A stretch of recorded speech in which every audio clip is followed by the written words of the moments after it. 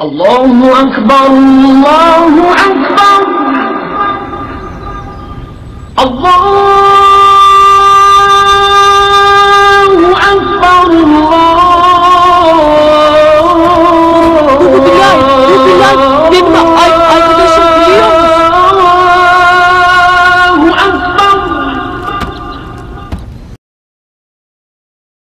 My name is Ramakrishnan. I am a software engineer. I have two questions for you. The first is, what does Islam say about donating organs after death? Is it okay or is it prohibited? Second question is, what does Islam say about atheists? That's it. The brother has two questions. I think non-Muslim are one they're asking two, no problem. The first question is, what does Islam say about donating organs? Second question is about atheists. As far as the first question is concerned, what does Islam say about donating organs? There's no direct verse in the Quran or any Sahih Hadith which says whether organs can be donated or not. But there are various conferences that have held in Saudi Arabia, in Malaysia, and various different parts of the world.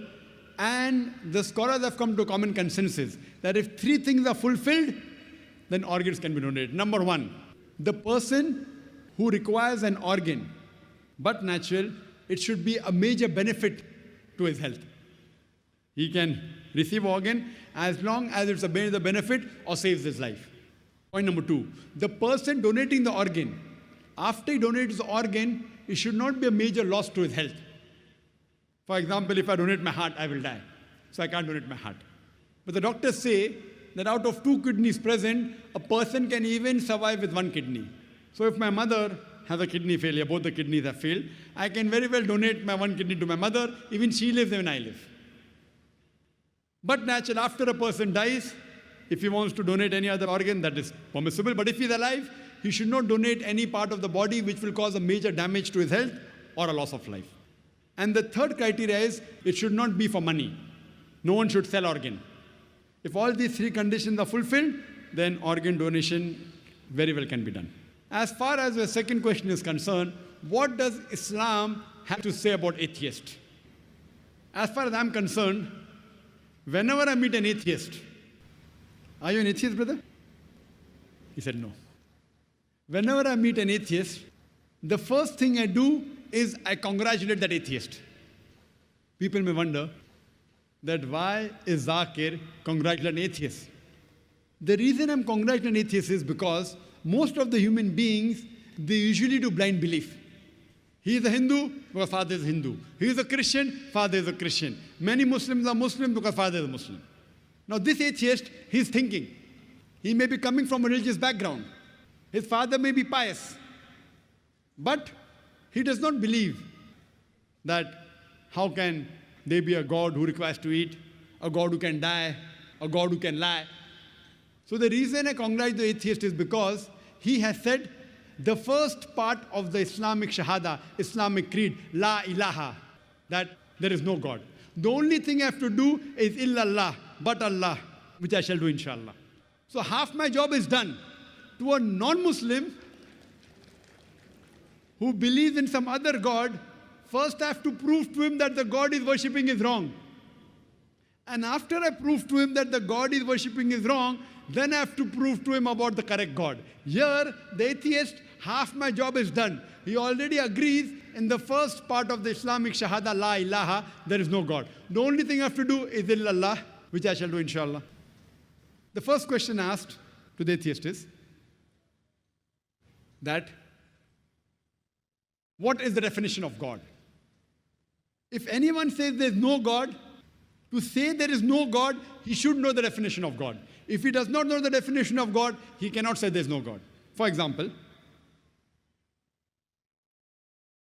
if I say this is a pen, is this a pen? No. It's a book. To say this is not a pen, you should know the definition of pen.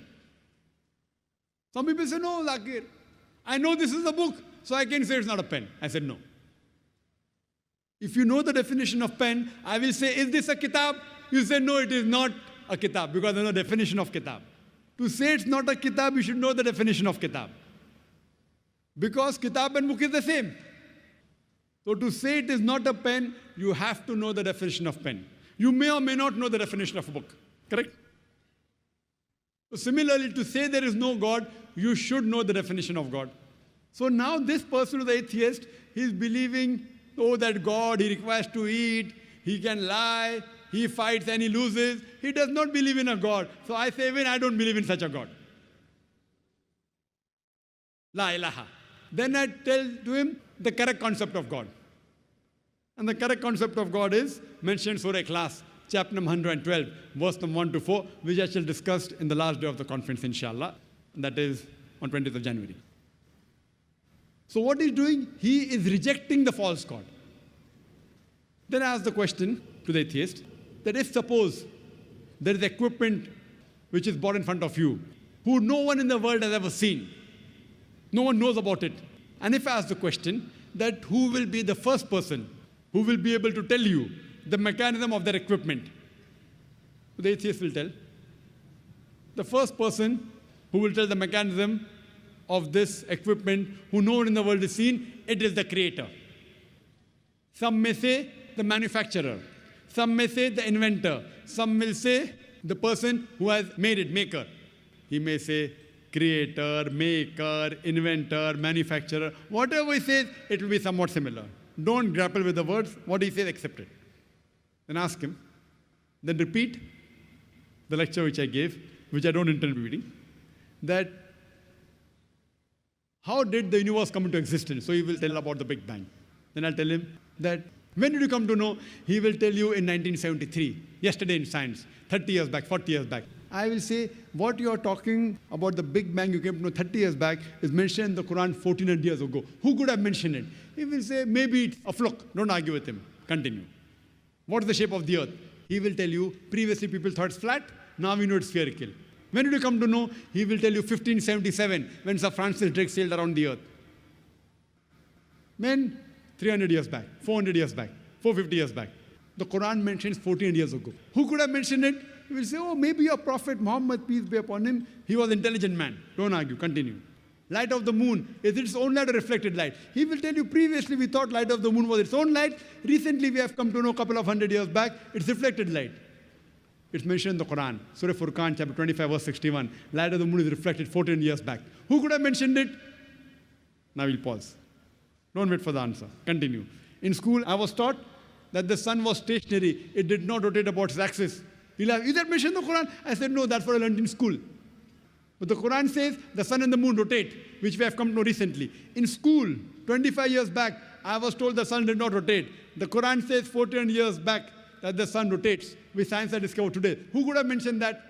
There'll be a pause. Don't wait for the reply. Continue. So all the scientific things I mentioned in my talk, after each scientific fact, ask him who could have mentioned it before.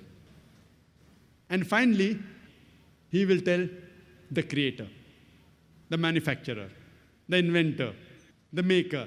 This creator, this manufacturer, this producer, this inventor, we in Islam call as Allah. That's the reason today science is not eliminating God, la ilaha, it is eliminating models of God, illallah. Therefore, Sir Francis Bacon, a very famous philosopher, he said that little knowledge of science makes you an atheist, in-depth knowledge of science makes you a believer in God.